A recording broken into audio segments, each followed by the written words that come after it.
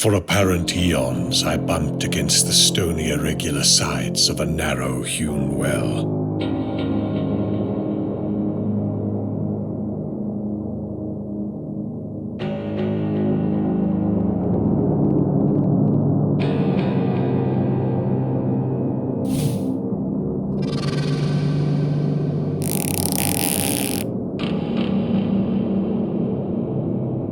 My nostrils were assailed by a scarcely definable menace, a creeping odor of damp and staleness, curiously.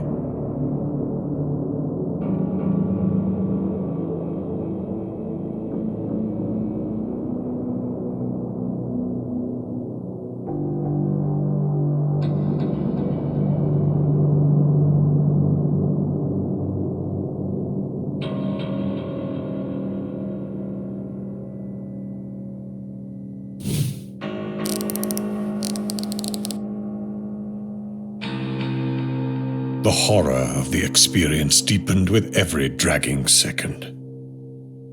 Then, the mental cataclysm came.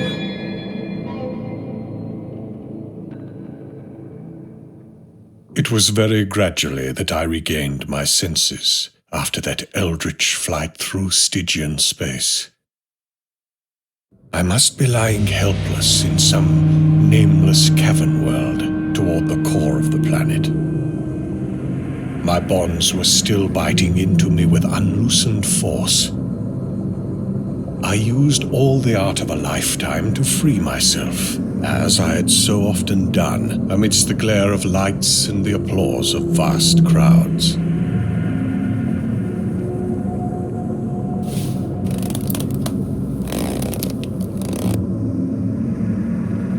When I was finally free, I peered diligently in every direction, yet met only an ebony blackness. Obviously, I ought not to walk at random, so I paused to note the direction of the cold, fetid, natron-scented air current. Accepting the point of its source as the possible entrance to the abyss, I strove to keep track of this landmark and to walk consistently toward it.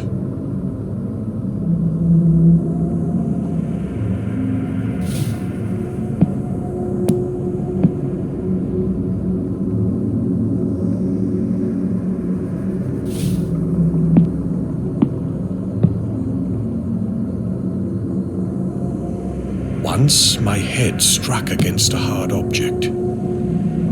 It was the base of a column of unbelievable immensity, whose surface was covered with gigantic chiseled hieroglyphics.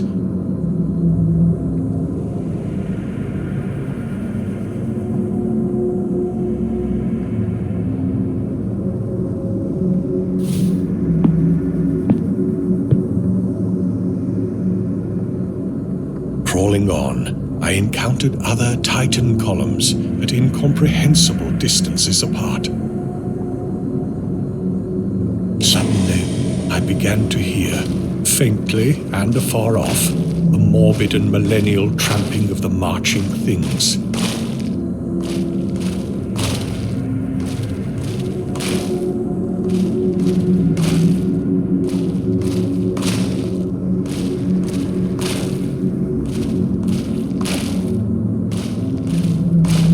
It was hideous that footfalls so dissimilar should move in such perfect rhythm.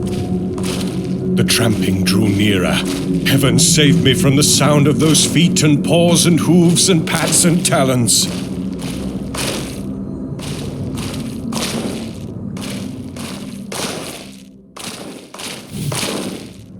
Down limitless reaches of sunless pavement, a spark of light flickered in the malodorous wind. I drew behind the enormous circumference of a cyclopic column, that I might escape for a while the horror.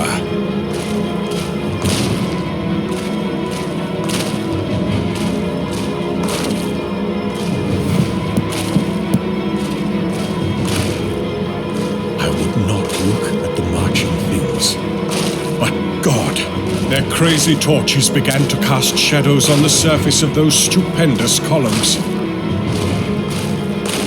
Heaven, take it away. Hippopotami should not have human hands and carry torches. Men should not have the heads of crocodiles.